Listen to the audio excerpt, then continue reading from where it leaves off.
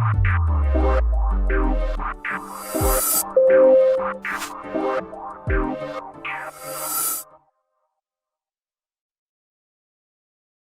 यहाँ पर देखेंगे कि पाई जिसका इतना ज़्यादा उपयोग किया जाता है, ये वास्तव में पाई आया कहाँ से, इसका आविष्कार किसने किया, इसका इतिहास क्या रहा, ये कौन सी संख्या है, परिमेय संख्या है कि अपरिमेय संख्या है और क्यों है, ये सारी बातें हम यहाँ पर जानने की कोशिश करेंगे। इसका उपयोग कहाँ पर किया जाता है और क्यों किया जाता है, ये सारी बातें हम इस वीडियो के माध्यम से जानेंगे। आपको एक यहाँ पर घोड़ा गाड़ी दिखाई दे रही होगी। बड़ी रोचक बात बता दूं कि पुराने समय में जब घोड़ा गाड़ी हुआ करती तो इसके जो पहिए हुआ करते थे बिल्कुल एग्जैक्ट वृत्ताकार नहीं हुआ करते थे। जिस प्रकार से आज की डेट में अगर हम देखें कि वाहनों के जो पहिए होते थे बिल्कुल वृत्ताकार होते हैं, लेकिन पुराने समय में ऐसा नहीं हुआ करता था। और यदि हम ग्रीक की बात करें तो ग्रीक में एक गणितज्ञ थे, या उनको वैज्ञानिक भी बोल सकते हैं हम, विज्ञान में भी उनके बहुत सारे आविष्कार हैं, जिनका नाम है आर्किमिडीज। आर्किमिडीज ने ये देखा कि घोड़ा गाड़ी के पहिए गोल नहीं होने के कारण जब इसमें से सामान ढोया जाता, घोड़ा गाड़ी से सामान ढोया जाता है तो इससे सामान गिर जाया करता था और घोड़े को भी काफ़ी ज़्यादा ताकत लगानी पड़ती थी। तो आर्किमिडीज ने ये देखा कि ये जो पहिए है अगर इसको वृत्ताकार अगर बना दिए जाए तो काफ़ी ज़्यादा प्रॉब्लम यहाँ पर सुलझ सकती है। अब स्वाभाविक सी बात है कि वृत्ताकार बनाने के लिए कोई एक नियम होना चाहिए, जब तक नियम नहीं रहेगा तब तक वृत्ताकार कैसे बनाए। तो उन्होंने एक वृत्त को बनाया पहले पेपर पर, और वृत्त में उन्होंने कुछ विशेषताएं देखी कि ऐसा एग्जैक्ट बनाने के लिए हमें क्या करना होगा। तो उन्होंने ये देखा कि इस वृत्त की परिधि कितनी है। देखिए ध्यान देना, इधर वृत्त की परिधि क्या होती है, पहले इस बात को समझ लीजिए आप। अगर ये वृत्त है और वृत्त के किसी एक बिंदु से हम चलना प्रारंभ करें और ये यहाँ से अगर ये पूरी लंबाई को माप ले और एक चक्कर में जितनी दूरी होगी उसको क्या कहा जाता है, वृत्त की परिधि कहा जाता है। आप सोचिए जरा कि वृत्त की परिधि को मापा कैसे होगा आर्किमिडीज ने। तो आर्किमिडीज ने, आप सोच रहे होंगे कि स्केल लगाई होगी और इस प्रकार से वृत्ताकार स्केल घुमाते हुए माप लिया होगा, तो बिल्कुल गलत। यदि हम ऐसा मापते हैं तो स्केल इधर उधर खिसक सकती है, उतने एक्यूरेसी के साथ में हम इसको नहीं माप सकते। आर्किमिडीज ने भी यही काम किया। उन्होंने क्या किया, एक युक्ति लगाई और एक धागा लिया। धागा जानते ना आप, जो कपड़े सिलने वाला जो धागा होता है। उन्होंने एक बिंदु से धागा बिछाना चालू किया, यहाँ से बिछाना प्रारंभ किया और पूरा एक चक्कर धागा लिया और यहाँ से कैंची से उनने काट दिया। काटने के बाद इस धागे को लंबा कर दिया और स्केल की सहायता से इस धागे की लंबाई माप ली। मापने के बाद उन्होंने ये देखा कि स्केल की सहायता से इसके व्यास को मापा जाए। तो हमें मालूम है कि व्यास क्या होता है। स्केल को ऐसा लगाइए कि इसका केंद्र ऐसी रेखा खींचिए जो कि वृत्त के दोनों सिरों पर स्पर्श करे और केंद्र से होकर गुजरे, तो इस लंबाई को क्या बोला जाता है, वृत्त का व्यास बोला जाता है। इस स्केल की सहायता से वृत्त के व्यास को भी मापा और मापने के बाद में उन्होंने देखा कि कुछ मान इस प्रकार से, जो भी इसके परिधि का मान है ऊपर की ओर लिखा और इसके जो व्यास का मान है नीचे की ओर लिखा। फिर इसी प्रकार से उन्होंने और भी कुछ वृत्त बनाने की कोशिश की। उन्होंने और भी इसी प्रकार के कुछ वृत्त बनाने की कोशिश की। कुछ बड़े वृत्त बनाए और बड़े वृत्त इस प्रकार से कुछ बड़े वृत्त बनाए। इसके भी परिधि को मापा और इसके भी व्यास को मापा और मापने के बाद में इसी प्रकार से संख्या को लिख दिया। यहाँ पर लिख दिया परिधि के मान को और यहाँ पर लिख दिया उसके व्यास के माप को, और जिससे भी कैंसिल हो रहा उसने कैंसिल किया। और कैंसिल करने के बाद में इस प्रकार के बहुत सारे प्रयोग करने के बाद में उन्होंने देखा कि इसका जो मान है, परिधि का मान 223/71 ये मान होता है कैंसिल करने के बाद। और चाहे वृत्त को कितना भी छोटा बनाए, चाहे वृत्त को कितना भी बड़ा बनाए, इन मानों को अगर कैंसिल किया जाए, इसको इससे भाग दिया जाए तो लगभग मान 223/71 आता है। और इस मान का बड़ा महत्व है। क्यों? क्योंकि वृत्त के आधार पर बहुत सारी दैनिक जीवन की समस्याओं को हल किया जा सकता है। स्वाभाविक सी बात है कि जब इतना बड़ा मान है और इसका इतना ज़्यादा महत्व है तो इसका कोई ना कोई एक चिन्ह बना दिया जाए। आर्किमिडीज के दिमाग में एक बात आई कि ऐसा कोई चिन्ह बना दिया जाए कि जो लिखने में समझने में बड़ा आसानी हो। स्वाभाविक सी बात है कि ये क्या है, ग्रीक के गणितज्ञ है या वैज्ञानिक बोल सकते हैं हम। इनके गणित में भी बहुत सारे आविष्कार है और विज्ञान में भी बहुत सारे आविष्कार है। भौतिक शास्त्री बोल सकते, भौतिक शास्त्र में भी इनके काफ़ी ज़्यादा आविष्कार है।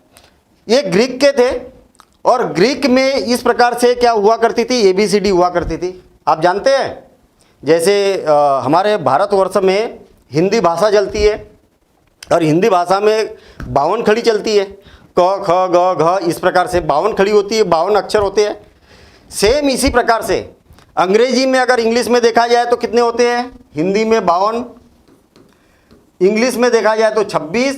सेम इसी प्रकार से ग्रीक में देखा जाए तो 24 वर्णमाला होती है इसकी ग्रीक की। और ये वर्णमाला ऐसी है कि आपको हमेशा साइंस में, गणित में देखने को मिलेगी। वर्णमाला कैसी होती है, जैसे हम अंग्रेजी में ABCD EF GH बोलते हैं, सेम ऐसा होता है इनका भी। छोटा और बड़ा अल्फ़ाबेट होता है, alpha, beta, gamma, delta, epsilon, zeta, eta, theta, iota, kappa, इस प्रकार से इनकी अल्फ़ाबेट होती है। तो इन्होंने जो अल्फ़ाबेट का जो 16वां लेटर है, 16वें लेटर का इसमें उपयोग किया। तो 16वां लेटर कौन सा है ग्रीक का, पाई। इसको क्या बोला जाता है, पाई। और इन्होंने बोला कि इस पाई का मान 223/71 होगा। कहने का मतलब ये हुआ कि पाई का मान क्या होगा, तो वृत्त की परिधि, वृत्त की परिधि, ध्यान देना ये बड़ा महत्वपूर्ण सूत्र बन जाता है। ये वृत्त की परिधि डिवाइडेड बाय वृत्त का व्यास, वृत्त का व्यास, ठीक है। यही तो काम किया ना, पहले उसने परिधि निकाली और फिर उसका व्यास निकाला, परिधि को व्यास से भाग दिया, कुछ कैंसिल हुआ तो कैंसिल किया और उन्होंने देखा कि 223/71। वृत्त की परिधि 223 है तो उसका व्यास कितना होगा, 71 इकाई होगा। हमें मालूम है कि अगर मान लिया जाए कि मेरे पास में अगर कोई वृत्त है, मेरे पास अगर मान लिया जाए कोई वृत्त है, ये मैंने एक वृत्त बना दिया और इस वृत्त को अगर गौर से देखा जाए क्या हो गया, यहाँ पर ये हो जाएगी इसकी वृत्त की परिधि और ये हो जाएगा इसका व्यास। वृत्त के दो बिंदुओं को मिलाने वाला रेखाखंड जो उसके केंद्र से होकर गुजरता है, उसकी जितनी लंबाई होगी वो क्या कहलाएगा, इसका व्यास कहलाएगा। देखिए इस व्यास को बोला जाता है इंग्लिश में डायामीटर, इसीलिए इस पूरी लंबाई को d से प्रदर्शित किया जाता है। वृत्त का ये केंद्र है, वृत्त के केंद्र से वृत्त के किसी बिंदु की जो दूरी होती है इसको त्रिज्या कहा जाता है। तो ये भी त्रिज्या हो गई यहाँ से ये, और ये भी क्या हो गई, त्रिज्या हो गई। स्वाभाविक सी बात है कि पाई बराबर से क्या हो जाएगा, यहाँ पर वृत्त की परिधि बटे वृत्त का व्यास। व्यास का मतलब क्या, d, और d का मतलब क्या हो गया, d बराबर से क्या होता है, d तो पूरा है ये वाला, ये लंबा, r प्लस r मतलब 2r। तो d के जगह क्या रख देते हम, 2r रख देते। और आपको मालूम है गणित में 2r का जब तिर्यक गुना होता है तो क्या हो जाएगा, तो हम बोलेंगे कि वृत्त की परिधि बराबरी से 2πr।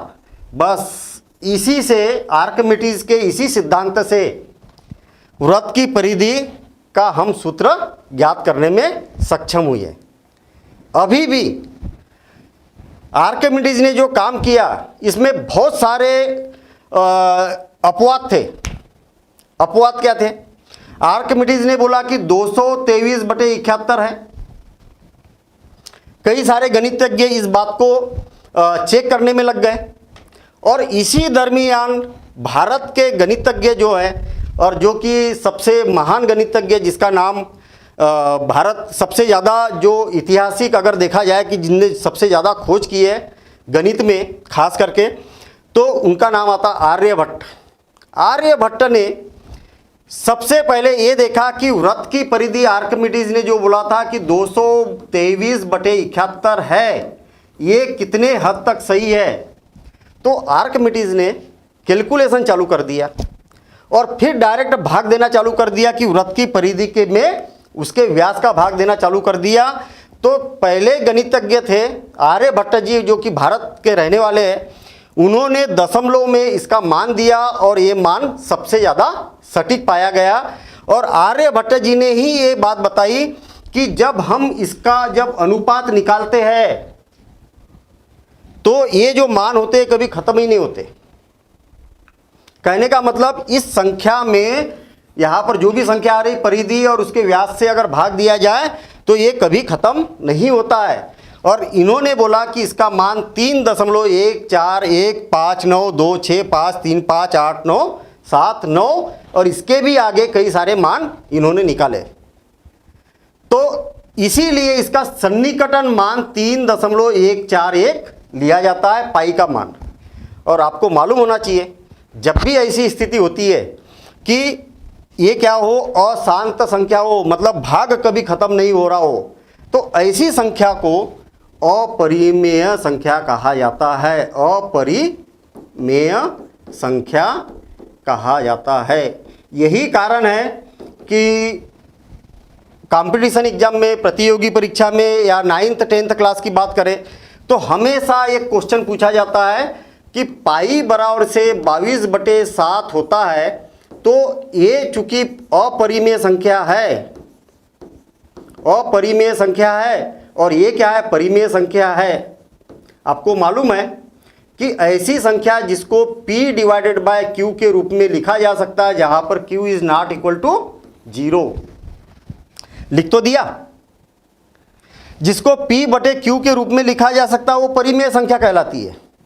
और हम यहां पर बोल रहे हैं कि पाई क्या है, अपरिमेय संख्या। तो ऐसा क्यों? तो ऐसा इसीलिए होता है कि ये वाला भी मान क्या है, पूरी तरीके से सत्य नहीं है, ये मान होता है लगभग। तो 22/7 जो है वो परिमेय संख्या है और वास्तविक अगर इसका मान निकाला जाए जो आर्यभट्ट जी ने निकाला, ये क्या है, अपरिमेय संख्या है। इसीलिए पाई को अपरिमेय संख्या के रूप में लिखा जाता है। तो ये थी पाई का आविष्कार कैसे हुआ, पाई कहाँ से लिया गया, पाई का उपयोग कहाँ पर किया जाता है। तो इसी के बाद में जो हमने यहाँ पर वृत्त की परिधि निकाली, इसी के आधार पर फिर वृत्त का क्षेत्रफल निकाला जाता है, इसी के आधार पर बेलन का क्षेत्रफल निकाला जाता है, इसी के आधार पर कई सारे सूत्रों का निर्माण होता है। तो प्रारंभिक अगर दौर देखा जाए तो इस प्रकार से इसका इतिहास रहा। अब देखते हैं हम अगला रोचक तथ्य।